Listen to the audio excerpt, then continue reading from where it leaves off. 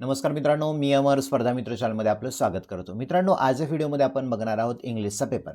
मित्रांनो, या इंग्लिशचा पेपरचा उपयोग तुम्हाला धर्मादायुक्त परीक्षा असेल, तलाठी भरती असेल, भूमी अभिलेख असेल किंवा GMC म्हणजे गव्हर्नमेंट मेडिकल कॉलेज अंतर्गत होणाऱ्या परीक्षा असतील किंवा इतर सरळ सेवा असतील, या सर्व परीक्षेमध्ये तुम्हाला याचा उपयोग होणार आहे. त्यामुळे हा पेपर तुमच्यासाठी अत्यंत महत्त्वाचा आहे. आता मित्रांनो बघा, व्हिडिओला सुरुवात करण्यापूर्वी महत्त्वाची सूचना. आपला इंग्लिश स्पीकिंग कोर्स आहे, इंग्लिश ग्रामर मास्टरी बॅच आहे, इंग्लिश व्होकॅब्युलरी बॅच आहे. तुम्हाला जर या तिन्ही बॅच जॉईन करायचे असतील तर तुम्ही मला 8208253845 या नंबरवरती मेसेज किंवा कॉल करू शकता. चला मित्रांनो, आता आपल्या सिरीजमधला पहिला प्रश्न बघा. Select the most appropriate option to fill in the blank. Okay बघा, come we dash dash our lunch under that tree, it has good shade. मग फिल इन द ब्लँक मित्रांनो खाली ऑप्शन दिलेत, पाहूया कुठला ऑप्शन करेक्ट होतो. बघा, पहिला म्हणतो विल हॅव, दुसरा म्हणतो हॅड, तिसरा म्हणतो हॅव आणि चौथा म्हणतो हॅव हॅड. थोडा विचार करा आणि नेमकं याचं आन्सर काय येतं हे बघा. ओके, आता मित्रांनो बघा, अशा प्रकारचे प्रश्न जर सोडवायचे असतील तर या वाक्यामध्ये दोन वाक्य दिलेत. मग याचा टेन्स कुठला आहे बघायचं. बघा, इट हॅज गुड शेड हा सिंपल प्रेझेंट मधला आहे की नाही, त्याला चांगली सावली आहे असं आपण म्हणतो. काय दिले तर झाडाबद्दल माहिती सांगितली आणि झाडाची कशी आहे, चांगली सावली आहे. मग इथे सिंपल प्रेझेंट आलाय, मग सिंपल प्रेझेंटला जोडून येणारा वाक्य सिंपल फ्युचरमध्ये असतो. मग उरलं मित्रांनो एकच आन्सर, फर्स्ट नंबर आहे की नाही, वी विल हॅव. आता बघा, कम काय म्हणतो बघा, एखादा व्यक्ती कुणाला तरी काहीतरी म्हणतोय, कम ये, we will have our lunch under that tree. मित्रांनो, या हॅवचा अर्थ काय होतो, एखादी गोष्ट ग्रहण करणं, पोटात टाकणं किंवा खाणे, त्याला तुम्ही हॅव म्हणू शकता. मग we will have our lunch, आपण आपलं जेवण करूया आहे की नाही, कुठे, अंडर दॅट ट्री, त्या झाडाखाली, इट हॅज गुड शेड. मग महत्वाचं काय याच्यामध्ये, सिंपल प्रेझेंटला जोडून सिंपल फ्युचर आलेला आहे, म्हणून ते हॅव हा वर्ब असून subject plus shall will plus V1 plus object अशी सिंपल फ्युचरची रचना झालेली आहे. ओके, चला क्वेश्चन नंबर सेकंड बघा. The following sentence has divided into part. One of them may contain a spelling error. त्यापैकी कुठला तरी भाग आहे याच्यामध्ये एरर आहे. Select the part that contains the error from the given option. हे जे ऑप्शन दिलेत 1, 2, 3, 4 या 4 ऑप्शनपैकी कुठल्या तरी भागामध्ये एरर आहे हे तुम्हाला फाइंड आउट करायचा. If you don't find any error, तुम्हाला कुठलीही जर एरर सापडली नाहीये तर mark no error as your answer. तुमच्या याच्यामध्ये मार्क नो एरर याला करायचं. बघा, प्रश्न दिलाय, we are all suppose to attend the rehearsal. ऑप्शनमध्ये दिलाय पहिला नो एरर, स्पेलिंग एरर आहे महत्वाचं बघा. सपोज टू अटेंड, तिसरं म्हणतो वी आर ऑल, चौथा म्हणतो रिहर्सल. पाहता क्षणी कळतं की तुम्हाला याच्यामध्ये स्पेलिंग एरर काय. तर मित्रांनो, सपोजची स्पेलिंग चुकलेली आहे, म्हणून ऑप्शन नंबर सेकंड हा तुमचा करेक्ट आन्सर आहे.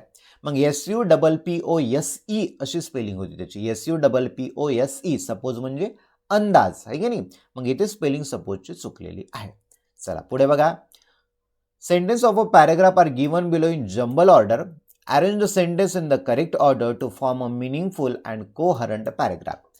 बघा काय दिलंय, पॅराजंबलचा प्रश्न आहे. 4 ऑप्शन दिले तुम्हाला, 4 जो सिक्वेन्स दिले ते सिक्वेन्स अदलाबदल झालेले, जंबल झाले. तुम्हाला याला सिक्वेन्स लावायचा आहे आणि त्याचा मिनिंगफुल आणि कोहरंट म्हणजे सुसंगत पॅराग्राफ बनवायचा आहे.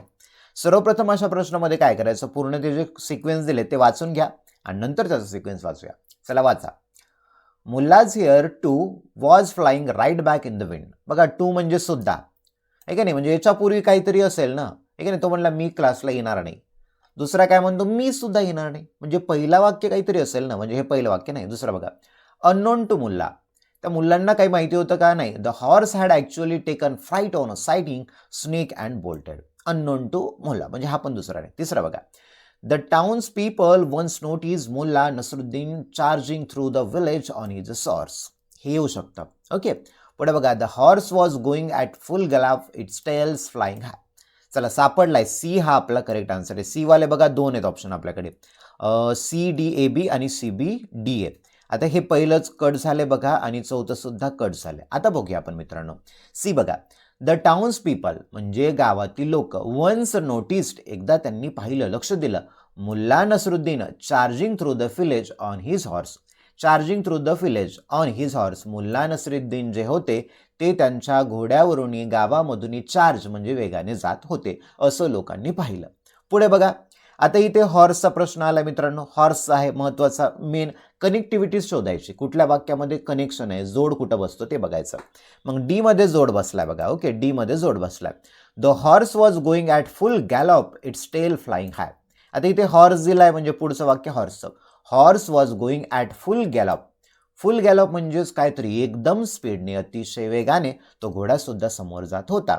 इट्स टेल फ्लाइंग हाय, आणि त्याची जी टेल होती, त्या घोड्याची शेपूट जी होती ती उंच उंच उडत जात होती. कशामुळे? स्पीड पकडली होती. चला, CD वाला म्हणजे ऑप्शन नंबर 2 आहे. तरी आपण पुढचं बघूया. ओके, पुढे बघा. Mulla's hair too was flying right back in the wind. आता बघा, ते हॉर्स होता, त्याची जी शेपूट होती ती सुद्धा उडत होती, आणि इथे बघा दिलाय फ्लाइंग शब्द कनेक्ट झालाय आहे की नाही. मुल्लाज हेअर, त्या मुल्लाचे हेअर सुद्धा काय उडत होते. कशाने? तर वाऱ्याने त्याच्या पाठीमागे मुल्लाचे हेअर सुद्धा उडत होते. आणि मग झाला आपला बी बघा.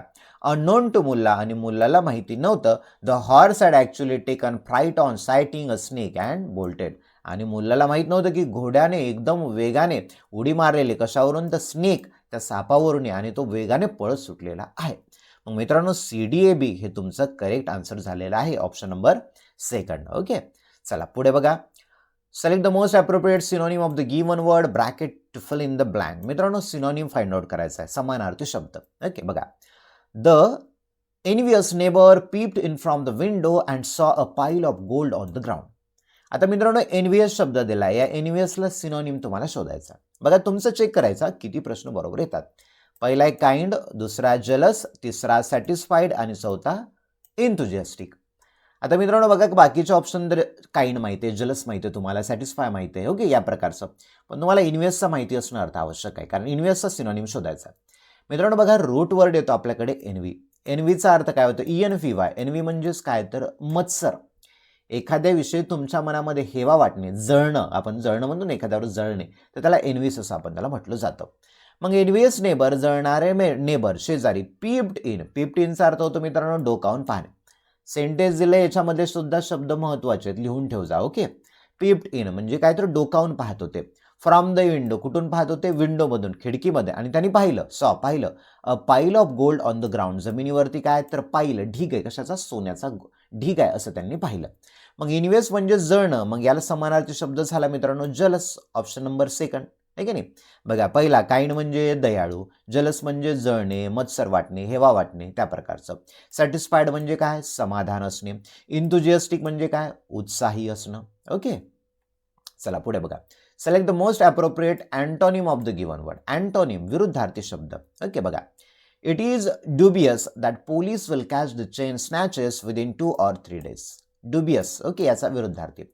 पहिला दिला अनश्युअर, दुसरा डिबेटेबल, तिसरा सर्टन, आणि चौथा प्रॉब्लेमॅटिक. चला, काय येतं बरं याचा आन्सर विचार करा. ओके, बघा, ड्युबियस म्हणजे शंका घेणं. मग ड्युबियसच्या विरुद्ध अँटोनिम शोधायचा. आता पूर्ण सेंटेन्स बघा. It is dubious that, okay, अशी शंका होती की police will catch the chain snatcher. काय शंका होती? Police will catch the chain snatcher. Snatch म्हणजे ओढणे किंवा खेचणे. पोलीस कुणाला पकडतील? ज्याचे चेन खिचणाऱ्या व्यक्तीने त्याला पकडतील. कधी? विदिन 2 or 3 days, म्हणजे 2 किंवा 3 दिवसाच्या आत पोलीस पकडतील का नाही, अशी शंका होती. ओके, मग ड्युबियस म्हणजे शंका, तर खात्रीने एखादी गोष्ट करण्यासाठी ऑप्शन नंबर येतं 3, सर्टन, निश्चितपणे करणं. ओके, बघा. अनश्युअर म्हणजे खात्री नसलं, जर सिनोनिम विचारला असता तर आला असता. डिबेटेबल, आहे की नाही. डिबेट म्हणजे एखाद्याशी वाद करणं वगैरे, त्या प्रकारचं, आहे की नाही, वाद करण्यासारखं, जोग असं आपण म्हणतो. प्रॉब्लेमॅटिक म्हणजे समस्याग्रस्त असलेला काहीतरी, गुंतागुंती जसं म्हणतो. मग ऑब्वियस म्हणजे शंका घेणे, मग सर्टन म्हणजे निश्चितपणे करणं, आहे की नाही. चला, आता मित्रांनो बघा, आपल्या चॅनलला महत्त्वाचं सबस्क्राईब करा, लाईक करा, आणि कमेंट सुद्धा करा. ओके, बघा. Select the correctly spell word to fill in the blank. Spell word find out करायचा. Grapes and figs grow in this area in dash dash. Grapes and figs grow in this area. जे grapes आहेत, आहे की नाही, अंगूर आहेत, figs आहेत, आहे की नाही, grow in this area. In जे ग्रेप आहेत, जे अंगूर आहेत किंवा अंजीर आहेत, ते या भागामध्ये ग्रो होतात. ओके, बघा. इन, तर याच्यामध्ये बघा स्पेलिंगचा आहे. Abundance, abundance, abundance, abundance. Spelling अबंडन्सचा अर्थ होतो मुबलक प्रमाणात, म्हणजे जे अंजीर आहेत किंवा जे अंगूर आहेत ते या भागामध्ये मोठ्या प्रमाणामध्ये काय, मुबलक प्रमाणामध्ये ग्रो होतात, वाढतात, त्यांची शेती केली जाते असं आपण त्याला म्हणतो. मग ऑप्शन नंबर 4, ABUNDANC. महत्वाचा आहे वर्ड, लिहून ठेवायचा. महत्वाची सूचना, क्वेश्चन सोडवत असताना बाजूला रजिस्टर वगैरे ठेवा, महत्त्वाचे इम्पॉर्टंट वर्ड लिहित चला. ओके, व्होकॅब्युलरी वाढली पाहिजे. एका व्हिडिओच्या माध्यमातून जवळपास तुमचे 100 तरी वर्ड झाले पाहिजे. ओके, बघा, अबंडन्स मुबलक प्रमाणामध्ये. चला पुढे बघा. Select the most appropriate synonym of the given word, समानार्थी शब्द. फॅमिलियर आहे की नाही, पहिला दिलाय फॉरेन, दुसरा नोन, तिसरा स्ट्रेंज आणि चौथा न्यू. सांगा कुठला आन्सर त्याचं करेक्ट येतं. बघा मित्रांनो, फॅमिलियरचा अर्थ होतो परिचयाचं असणं, ओळखीचं असणं. मग विरुद्धार्थी काय त्याला, आहे की नाही, सॉरी सिनोनिम काय, नोन, माहिती असणं आपण म्हणता येईल. मग फॅमिलियर ओळखीचं असणं, नोन माहिती असणं, एकमेकाचे सिनोनिम समानार्थी शब्द, सिमिलर वर्ड्स आलेले आहेत. फॉरेनचा अर्थ काय होतो, परदेशी. स्ट्रेंज म्हणजे काय, विचित्र किंवा अनोळखी असं आपण म्हणतो, आहे की नाही. स्ट्रेंजर असा शब्द ऐकला असेल, स्ट्रेंजर अनोळखी व्यक्ती. न्यू म्हणजे नवीन. ओके, चला पुढे बघा. अँटोनिम फाइंड आउट करायचा विरुद्धार्थी. वर्ड आहे तुमच्याकडे अस्लीप, आहे की नाही. पहिला आहे बघा अवेक, दुसरा अजार, तिसरा असाइड, चौथा अन्यू. ओके, आता बघा अस्लीप म्हणजेच काय, तर गाढ झोपेत असणं. अस्लीप म्हणजेच काय, तर गाढ झोपेमध्ये असणं. ओके, बघा अँटोनिम विरुद्धार्थी तर काय, अवेक आहे. अवेक म्हणजे जागृत असणं. मग अस्लीपचा विरुद्धार्थी काय झाला, अवेक, जागृत असणं.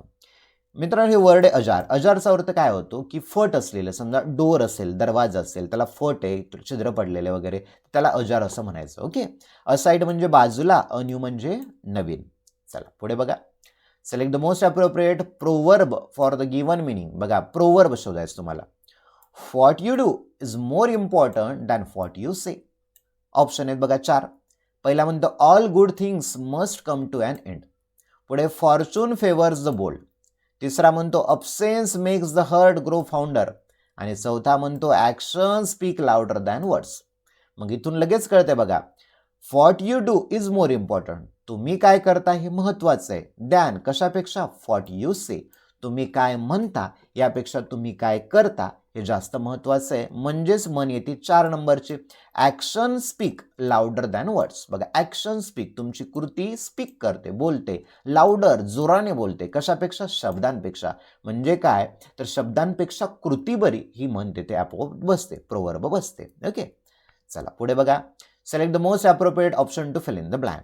बघा last week I dash dash this pen from Bansal stationers. Okay, चला पहिलं ऑप्शन ॲम बाईंग, दुसरं म्हणतं बॉट, तिसरं वॉज बाईंग, चौथं बाय. सांगा कुठलं येतं.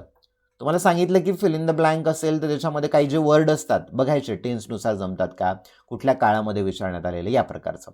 ओके मित्रांनो, बघा इथे लास्ट वीक शब्द आलाय. लास्ट वीक म्हणजे गेल्या आठवड्यात. मग गेल्या आठवड्यात घटना घडली म्हणजे सिंपल पास्टची रचना असणार, आहे की नाही. मग बघा last week I bought this pen from Bansal stationery. गेल्या आठवड्यामध्ये मी हा पेन कुठून, बन्सल स्टेशनरीमधून विकत घेतला. BUY बाय म्हणजे विकत घेणे, बायचं भेटू झालं बॉट, विकत घेतला. ओके, वॉज बाईंग विकत घेत होतो, असं चालेल का, नाही. ॲम बाईंग येईल का, नाही, कारण प्रेझेंट कंटिन्युअस सांगायला चुकलं. बाय सिंपल प्रेझेंट येईल का, नाही, कट झालं. उरले हे 2, मग याच्यामध्ये बसते ऑप्शन नंबर 2. ओके, कट कसे करायचे ऑप्शन ते सुद्धा बघा. पुढे बघा. Select the most appropriate punctuation. Punctuation मित्रांनो, if you are late dash dash I will not wait for you. If you are late, जर तू लेट असेल तर मी तुझी वाट पाहणार नसेल. 2 वाक्य जोडलेत, तुम्हाला सांगितलं रूल, सिंपल प्रेझेंटला सिंपल फ्युचर जोडतो. मग पहिल्या वाक्याला दुसरं कनेक्ट होत असताना इथे जोडला जातो मित्रांनो बघा ऑप्शन नंबर 3 कॉमा. काय जोडला जातो, comma. If you are late, स्वल्पविराम कशासाठी, तुमचं बोलणं म्हणजे 2 वाक्य आहेत, बोलणं थांबवत असताना, एक बोलणं झालं थांबायचंय, तुम्हाला पॉज घ्यायचा आहे, त्यावेळेला कॉमा वापरण्यात येतो, म्हणून तिथे कॉमा ऑप्शन नंबर 3 हे बसलेलं आहे. ओके, चला पुढे बघा. पंक्च्युएशन 100% विचारले पंक्च्युएशनचे प्रश्न, त्यामुळे व्यवस्थित टॉपिक करा. Wow what a lovely dress. पहिलं म्हणतो क्वेश्चन मार्क द्या तिथे, दुसरं एक्सक्लेमेशन मार्क द्या, तिसरं फुल स्टॉप द्या, चौथं म्हणतो सेमी कॉलम द्या. तर मित्रांनो याचा ॲक्युरेट आन्सर झाला बघा ऑप्शन नंबर 2. बघा एक्सक्लेमेटर, वाव, आहे की नाही, किती सुंदर, अप्रतिम. व्हॉट अ लवली ड्रेस, किती सुंदर ड्रेस आहे असं त्यांनी म्हणलं. मग ऑप्शन नंबर 2 तुमचं पंक्च्युएशन बसलेलं आहे. ओके, चला पुढे बघा. The following sentence has been divided into part. Okay, one of them may contain a spelling error. Spelling एररचा प्रश्न आहे, बाकी प्रश्न पाठ झाला तुम्हाला. The voice of the collar was not clear. बघा the voice of the collar was not clear शोधायचं तुम्हाला. पहिलं म्हणतो द व्हॉइस, दुसरं नो एरर, तिसरं म्हणतो वॉज नॉट क्लिअर आणि चौथं म्हणतो ऑफ द कॉलर. आता बघा द व्हॉइसची स्पेलिंग बरोबर आहे, नो एरर आहे इथे, वॉज नॉट क्लिअर याची सुद्धा स्पेलिंग काय बरोबर आहे. उरला ऑप्शन नंबर 4 COLLER. मित्रांनो COLLER असतं, जे माईक बघा लावलेला असतो ना गळ्याला वगैरे कॉलरला, तर त्याला कॉलर म्हणतात. COLLAR. Voice of the collar was not clear. येथे गळ्याची कॉलर याचा अर्थ नसून जे माईक आहे ना त्याला कॉलर बोललेलं आहे. ओके, चला पुढे बघा. Select the most appropriate idiom. Idiom विचारले मित्रांनो. Bad blood. ओके, बघा पहिले गेटिंग इंजर्ड, दुसरा इल फिलिंग, तिसरं लो बर्थ, चौथं फिलिंग सॅड. तर काय येतं बरं, कुठला आन्सर बरोबर असणार आहे? Okay, bad blood. तर याचा ॲक्युरेट आन्सर येतं फिलिंग सॅड, म्हणजे दुःख वाटणं, वाईट वाचणं, त्याला बॅड ब्लड असं म्हणायचं. बघा बाकीचे ऑप्शन, गेटिंग इंजर्ड जखमी होणं, इल फिलिंग, इल म्हणजे आजारी वाटल्यासारखं वाटणं, लो बर्थ आहे की नाही, जे आपण स्टेशनमध्ये रिझर्वेशन वगैरे बुक करतो त्यावेळेला लो बर्थ वगैरे असं, लॉवर बर्थ या प्रकारचं. चला पुढे बघा.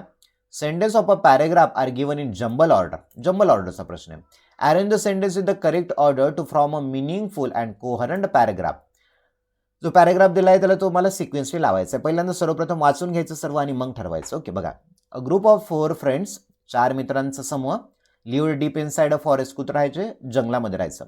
They would meet every afternoon under a shady banyan tree and talk for hours. They would meet every afternoon. ते प्रत्येक दुपारी भेटायचे. कुठे, under a shady banyan tree. Banyan tree वडाच्या झाडाखाली भेटायचे. अँड टॉक फॉर अवर्स, आणि तासन गप्पा मारायचे. ओके, पुढे बघा. These friends were deer, crow, mole and tortoise. हे 4 फ्रेंड होते. One day the deer did not turn up at the usual time. आता मित्रांनो यावरून तुम्हाला कळतं की पहिला प्रश्न काय, तर 4 मित्रांची सांगितली. मग पहिलं आलं ए, आहे का नाही, बघा इथे सगळे ऑप्शन एच आलेले आहेत. ए सगळीकडे. A group of 4 friends lived deep inside a forest. 4 मित्र होते, कुठं राहायचे, जंगलामध्ये राहायचं. मग 4 फ्रेंड्स, मग कोणचे फ्रेंड असतील, ऑप्शन नंबर सी आलं बघा, आहे की नाही. These friends were deer, crow, mole and tortoise. हे 4 फ्रेंड होते ते. ओके, पुढे बघा. पुढे आलं बघा, ते 4 मित्र सांगितले, मग त्यांच्याबद्दल काहीतरी माहिती असेल म्हणून बी बघा. They would meet every afternoon. They म्हणजे हे 4 लोक, यांच्यासाठी दे शब्द, कोरिलेट करणारे शब्द जोडायचे. दे वुडचा अर्थ होतो मित्रांनो भूतकाळातील सवय सांगण्यासाठी वुड हे मॉडल ऑक्झिलरी वापरतात आणि वुड नंतर नेहमी फ्युवन असतं. मग they would meet every afternoon, ते प्रत्येक दुपारी भेटायचे. कुठं, तर बनियान ट्रीच्या झाडाखाली भेटायचे. ओके, आणि मग उरला काय बघा, डी.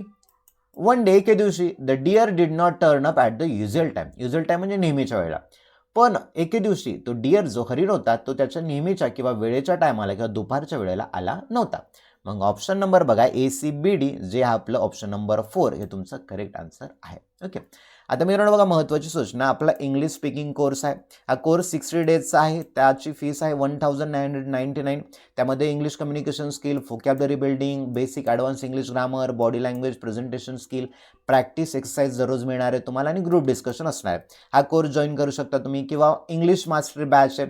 त्यामध्ये बेसिक ते ॲडव्हान्स इंग्लिश ग्रामरचे सर्व टॉपिक आपण कव्हर केलेले आहेत. तुम्ही TCS, IBPS, MPSC, banking, SSC परीक्षा तयारी करत असाल त्यासाठी तुम्हाला याचा उपयोग होईल. नोट्स मिळतील, PDF असतील, टेस्ट अवेलेबल असतील, हे सुद्धा आहेत मित्रांनो. हा 2 मंथचा 45 डेजचा कोर्स आहे आपला. त्याची फीस आहे 499. नंतर English vocabulary course. English vocabulary तुम्हाला माहिती आहे 7 ते 8 मार्काला प्रत्येक परीक्षेमध्ये येत आहे, पण तो कोर्स सुद्धा तुमच्यासाठी महत्त्वाचा. जो कोर्स जॉईन करायचा असेल तर तुम्ही मला 8208253845 या नंबरवरती कॉल करू शकता. Thank you for watching this video.